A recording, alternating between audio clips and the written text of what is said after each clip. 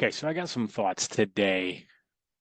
A lot of these kind of from some Russell Brunson stuff that I've been listening to, but I have thoughts about resumes. Go figure. But a lot of it is it's kind of different stuff. So the thing that sort of set me off was Russell saying that when you're selling something, you're selling a destination, not a journey. And they got me to thinking that one of the mistakes that I make often is selling the journey. That I get so wrapped up in my process, and I know that my process is special. It's something that I've kind of built over time. It's something interesting. It's different. It's not what everyone else is doing. And I know that there are certain things about it that make my service special, different, better. However, none of that is important to the customer.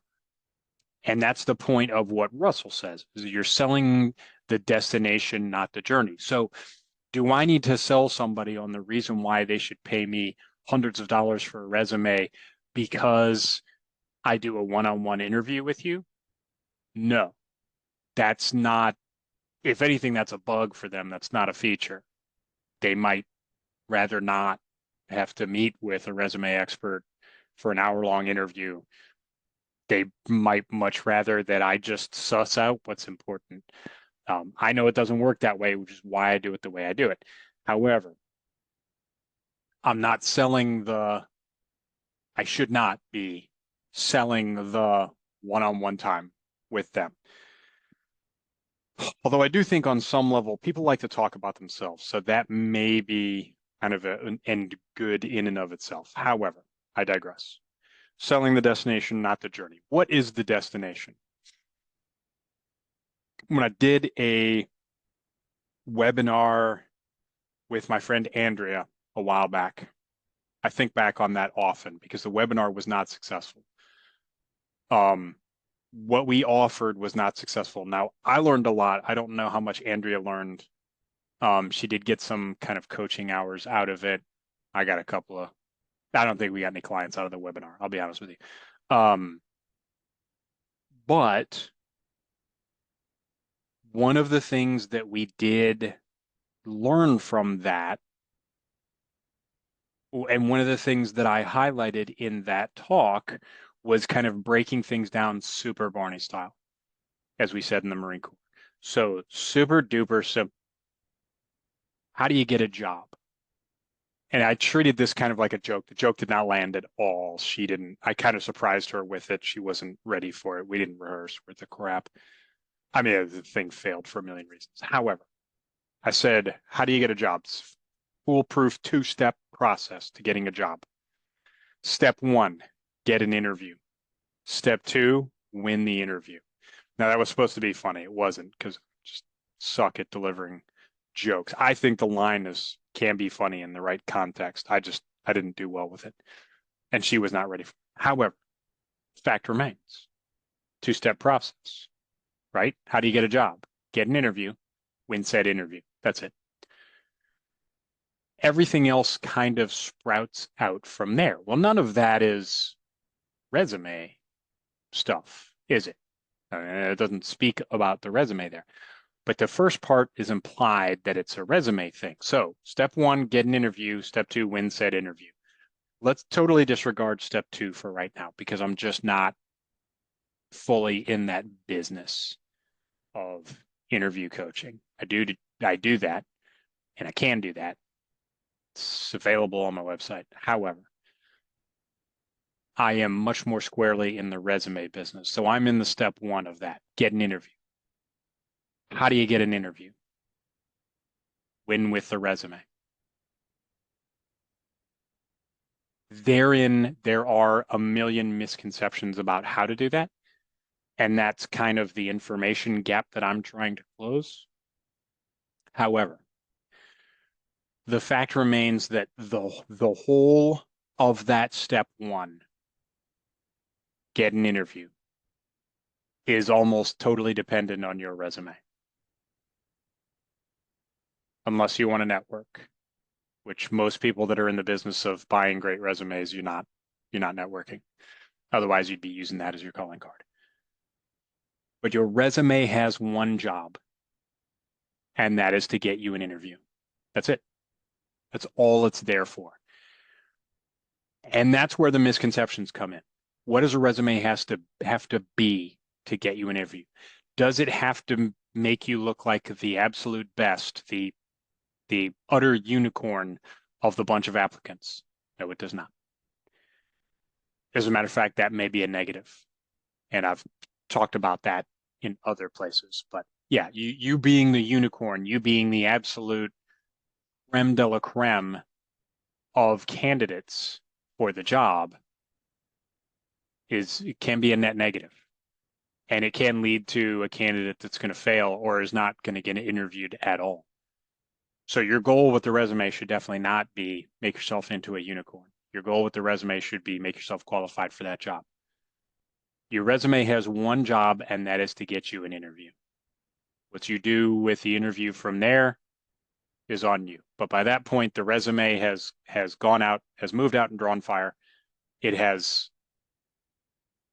made you a target, made you the target for the job, and now it's on you to go earn it. Okay. So step one, get an interview. Step two, win said interview. What is the 90% of the effort of step one? Have a competitive resume. What kind of resumes get interviews? Oh boy, that is the $64,000 question. Maybe quite literally, because getting a resume that will get you interviews is the battle. And it can be worth tens, hundreds, thousands, millions of dollars potentially. Can be the difference between you making $1 million and you not making that. And I've had a couple of customers lately who came back to me and said immediately, the resume you wrote me was getting me interviews right off the bat. And that just warms the cockles of my heart. So I want to talk today about a handful of things that you can do to make your resume an interview getting resume. We're selling the destination here. The destination is the interview. Your resume has one job, and that is to get you in the interview room. So what am I selling? I'm selling a resume that will get you interviews. What you do from there, that's on you. Coach you for that. That's all separate thing. So because I like doing 5 things, has a nice symmetry to it. Let's talk about 5 things that you can do with your resume that will make it more likely to get you an interview right now, today. I am not squarely in the business of data career coaching. I can do that, and I'm qualified to do that. However, there are lots of people out there that are technical experts. Andrew Jones, Alex Freberg, Avery Smith. Lots of people out there have boot camps, and they will train you on all of the technical things that you need to know. Some of them actually use my content as their career portion of their boot camps. Alex Freberg is one of the few that is, I would say, is a good career mentor, almost as good as he is a technical mentor. Most of them, they're not great. And so you kind of need to go elsewhere once you have the technical skills to get the career guidance. That's where I come in. But the issue is that with regards to me, I am not going to coach you to technical expertise. It's just not my niche. I'm a career guy. There are plenty of people out there that can coach you to technical expertise.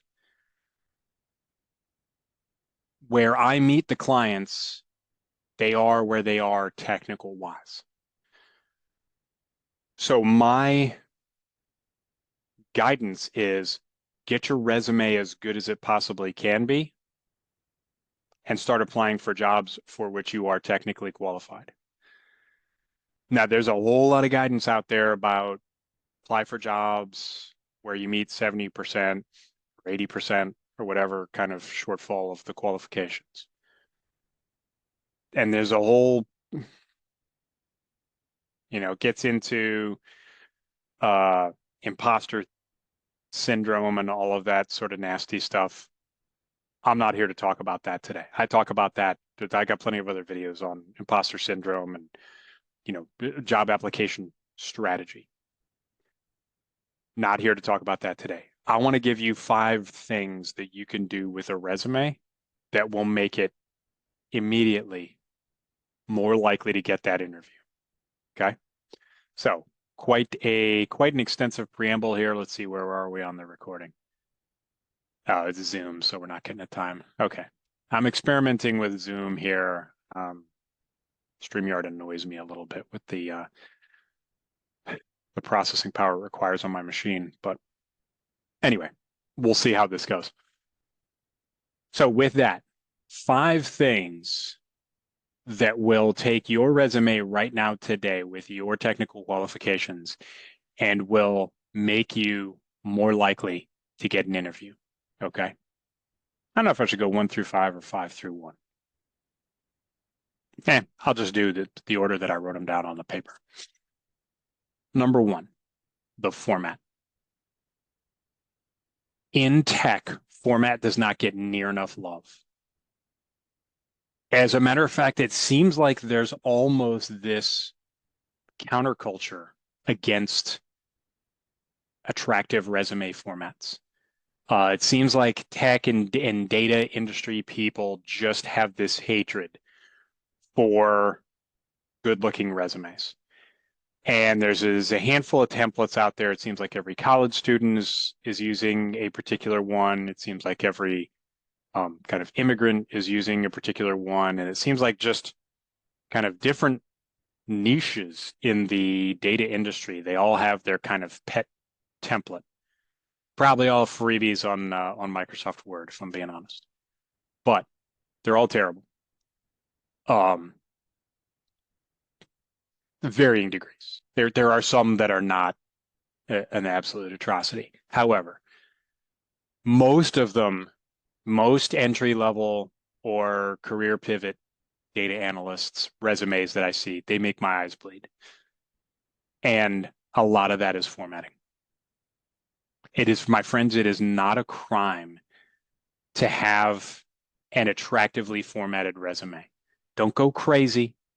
Don't get with like wacky graphics that are going to make it scan poorly, or don't have like fancy little like chevrons or fleur-de-lis bullets or anything weird like that. But to have a little, add a little color with the font, like a navy blue font instead of a black font throughout. To have a font that is not Calibri or something awful that looked like a kid drew it with crayon. It's not a bad thing. It really isn't. And the attractiveness of a resume does count. Now, it may not count consciously. You may not find a hiring manager that says, "Oh yes, I definitely give bonus points for appearance."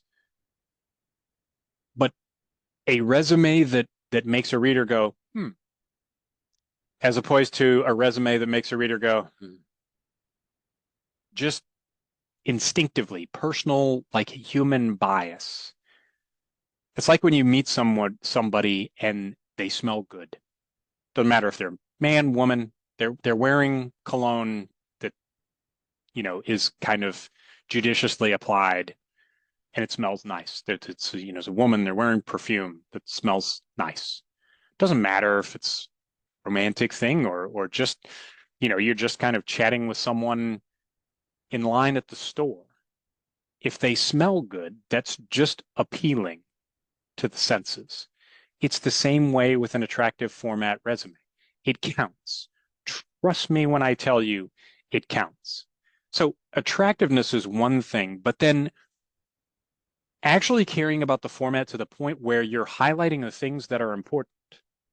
What people tend to do, and they go way overboard with this, is they tend to boldface just dumb stuff throughout the resume. It drives me bonkers. They'll highlight random words. It's like they're like putting dumb hashtags in their LinkedIn post. It's just stupid. Don't do that. But your name should be a larger font than the basic text of the resume. Your job title, which you should put at the top, the job title that you intend to hold, it should be a larger, like heavier font. It should be in bold. It should maybe be a different color. Something should draw the eye to the important pieces of information within the resume. And yes, you can boldface certain things. The problem is that people that use boldface, they tend to just overdo the heck out of it. Okay. So there's a lot of different things that go under formatting, but just basic, paying some attention to a somewhat attractive format, paying attention to what font you're using, what weight you're using, what colors you're using. It just looks better than that kind of, the one I'm talking about, that basic Word template, Calibri headings font. It just looks like junk. And after a hiring manager has seen 20 of those exact same formats, there's nothing that makes resume number 21 pop when they look at it.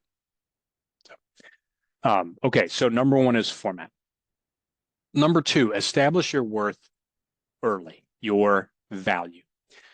I see way too many people that either don't have a summary section, which stinks because you lose control of the narrative, or they do have a summary section, and that summary section is just jam-packed full of buzzwords and catchphrases. I'm cross-functional. I'm go-getter. I'm seasoned. All of these dumb words that have no meaning. Your summary, I'm a firm believer that your summary should exist. There should be a summary on your resume, because you want to be talking to a hiring manager. You don't want to be punching them in the face with bullets right off the bat. You want to establish a conversation and a narrative, but that narrative has to establish your value right off the bat. And so have a summary, establish your worth in the summary, your concrete worth. What are your key skills? What are your key qualifications for the job? What are your major accomplishments? A couple of those, the real highlights, the top things that you're hanging your hat on, maybe a project if you're hanging your hat on projects, but establish your worth early. So right off the top, format, name, title, who are you, what do you do? Summary, same thing. Who are you, what do you do, what skills do you bring to the table, what kind of job do you want? That right there establishes value and establishes why are you sending a resume today? Okay, that's important. Like establish your why, establish your value. Why am I sending you a resume and why should you read it? That's just basic kind of human greeting, right? It's an elevator pitch. You want to hit them with 30 seconds worth of you should keep reading my resume because, and there it is. Okay, so number one, format. Number two, establish your worth in the summary, or definitely if you refuse to use a summary right off the top, whatever that top section is should be your establishment of value. Very rarely is that your education. I hate to say it, but for 95% of job applicants that I see, your education is not your value proposition. It's not what establishes you for the job. All right, so that's one and two. And number three, make sure this might be the most important. I didn't do a great job of kind of building the drama here, but number three, make sure your skills section matches the job description. There are a handful of things that the hiring manager is definitely going to read on your resume. Summary may not be one of them, especially if you start off boring. I'm a seasoned blah, blah, blah with, 4+ years of, you've already bored them to death. But they may or may not read the summary, but they are definitely going to read the skills section. Why? Because that is the most concrete segment that matches one-to-one here are the skills required for the job. Here are the skills that I have. So that is the quickest thing that they can scan and say, this person does have the skills or this person doesn't have the skills, or at least their, self-assessment is they have the skills. Okay, so if the job says must know Tableau and Python, if your skills section says Tableau and Python, you're probably good. Now, this can be kind of a fait accompli just because the ATS may already have scanned for that.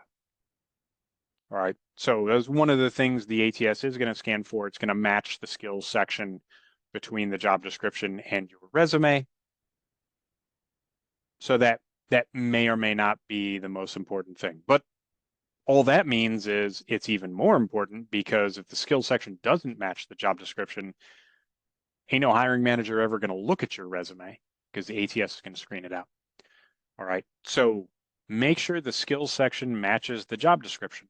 Well, what does that mean in the short term? I already told you I don't do a lot of technical coaching. I will do career coaching with people and I will prescribe a course of study or maybe, fit skills that you need to work on. But usually by the time a customer comes to me, they're a finished product. You're looking for work now and we need to get you a job now. So your skills section, your skills are what they are. Your skills section is not going to change much other than if it's not up to date, which get it up to date. So cast that aside. But if you're planning to play the do I have the skill or do I not kind of game. Now, I don't like dealing with that because it just feels dishonest to me. Obviously, there's the, other videos deal with the imposter syndrome thing and the, what percentage of the qualification should you have before you apply for the job. Not really discussing that here. What I recommend is that you match if the job description says must have these skills and it's not like some clown listing of ridiculous, like it doesn't have 7 different programming languages. If it's fairly reasonable and it does actually sound like a job description, like the skills that you might use on that job, make sure your skills match it. If not, apply for a different job. There's all sorts of jobs out there for all sorts of skill levels. Don't believe the hype that every data job market is miserable and awful and a meat grinder. And you don't have to go too far on LinkedIn to find a slew of influencers telling you that the job market is the most horriblest job market they've ever seen in, 27 years in the data industry. It's lies. Okay. I don't know why they say that. Trust me, it's false. Just almost by definition, it's just not true. Anyway, but we'll talk about that another time. Skill section, match the job description. If your skill section doesn't match the job description, you can roll the dice and maybe apply for it anyway and hope to get lucky. I would say that you're probably setting yourself up for failure and you're setting a hiring manager up for annoyance if you get into an interview and they say, hey, you said you were pretty good with Power BI and you were like, oh yeah, I'm working on it.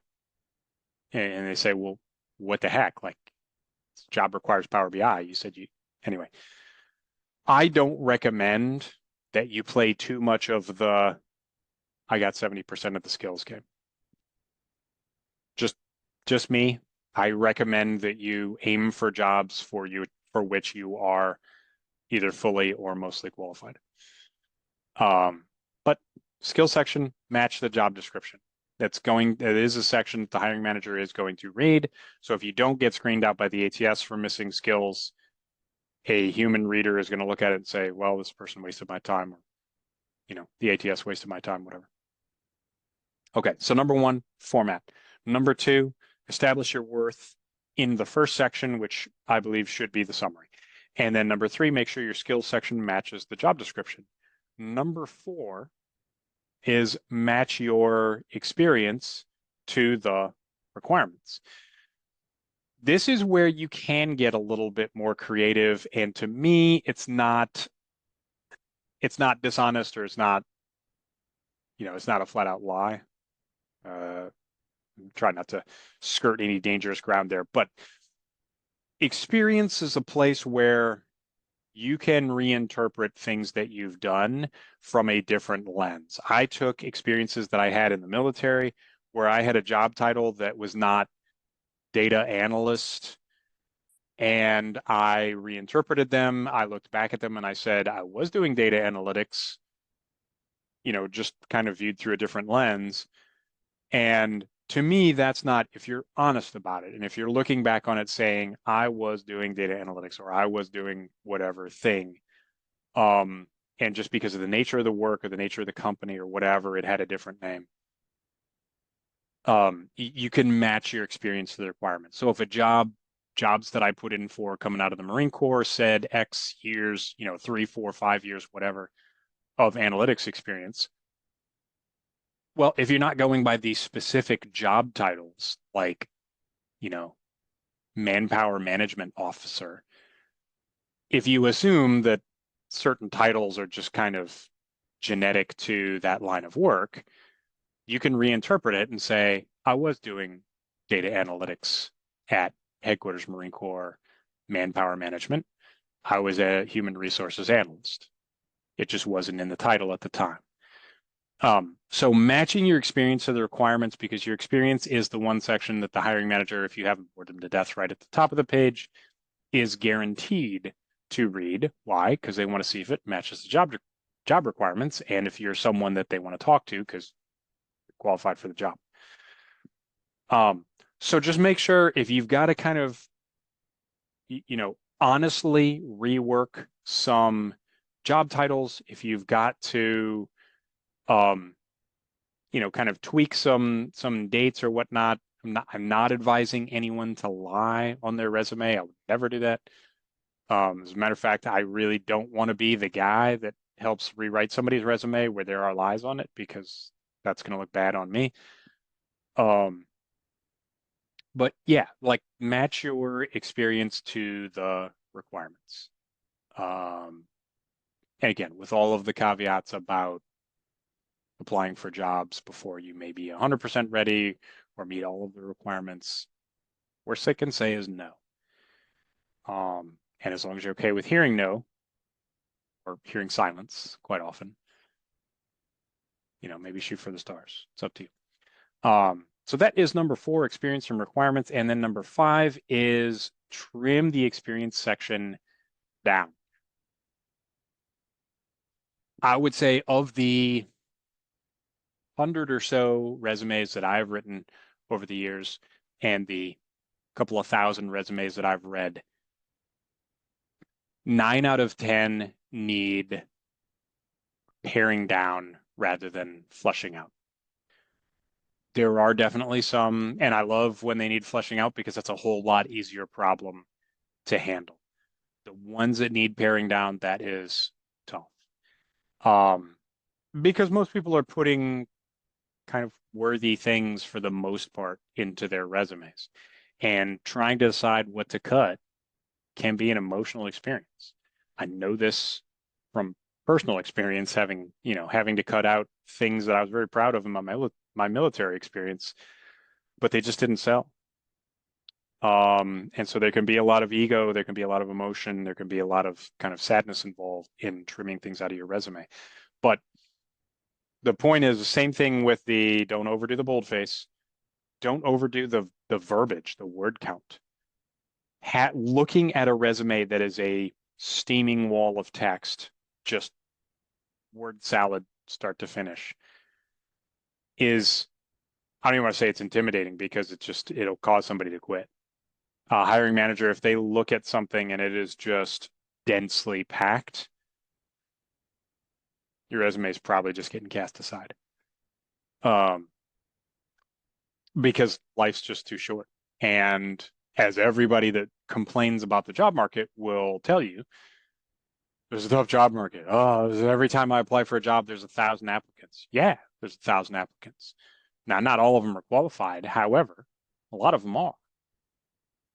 And so if you make your resume difficult to read, it may never get read. Certainly not to the extent that you want it to be. So if when a hiring manager looks at an experience section and they see each job has 2 or 3 bullets and those bullets are heavy hitters, showing measurable, quantifiable impact on a key performance indicator that is traceable back to you and your actions, and there have the sufficient level of detail saying what you did, um, that's going to be value added.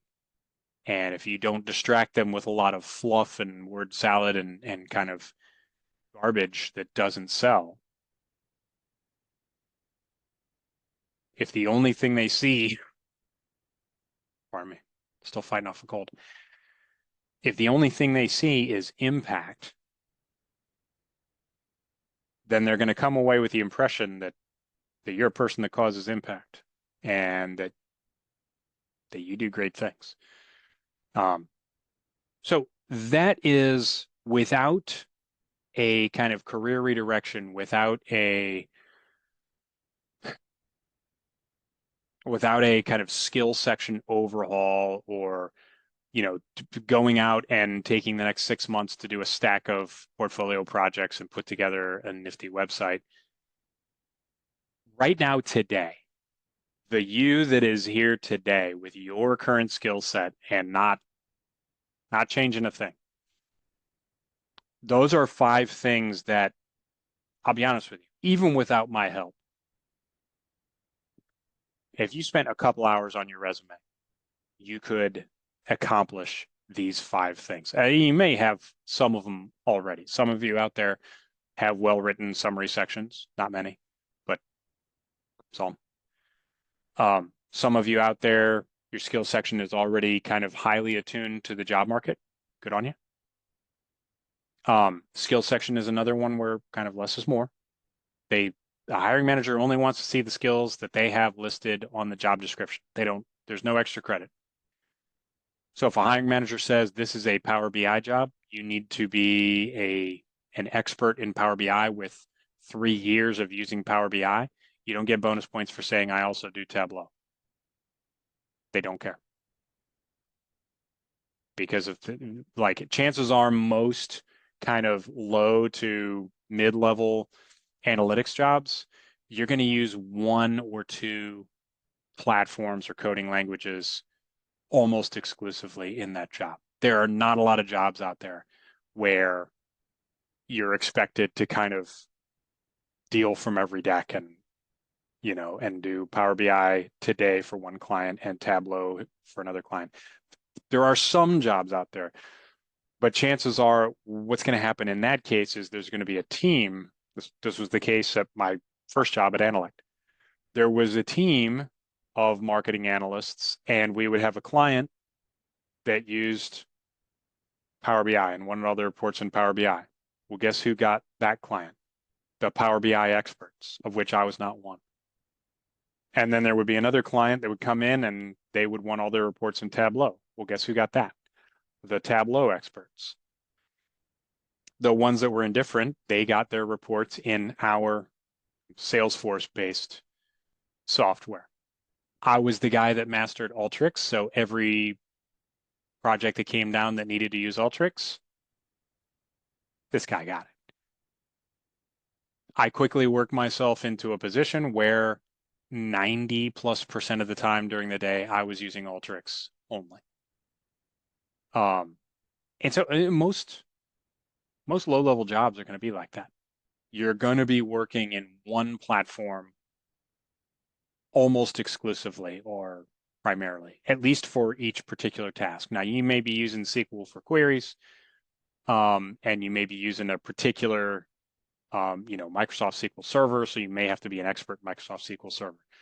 But you're doing SQL queries and pulling data, and you're pulling data into Alteryx, or you're coming from Snowflake server, and then you're outputting into Tableau. So you may need a flavor of SQL. You may need a business intelligence platform.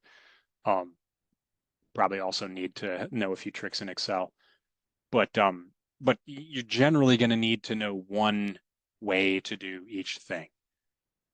You're not going to have to build dashboards in Tableau and Power BI on a daily basis. It's going to be one or the other. Okay. So I won't belabor that any further, but there's 5 things that, yeah, within an hour or two, you can take your resume from something that looks like chewed oatmeal and turn it into something that is going to satisfy the one requirement of a resume, get an interview. So it really is that simple. Unless you are a rank beginner and you just have no skills and you are starting from square one, which I've gotten people like that interviews as well. So I can work some magic. However, you got to come to me for that. If you have the requisite kind of base level analytics skill set, you are qualified to work.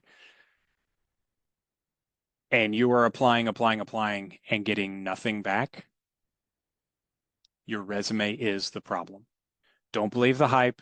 Don't believe these dumb influencers out there that are trying to sell you some other thing. Yes, I do resumes. I'm honestly not trying to sell you nothing. As a matter of fact, I am sometimes openly trying to discourage people from using my service, as you can see some of my content lately.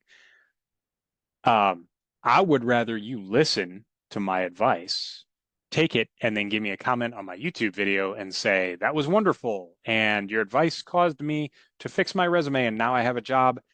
That will warm my heart. It won't pay my bills, but that will make me tremendously happy. Major data. So yeah, I don't need your money. I don't need your business.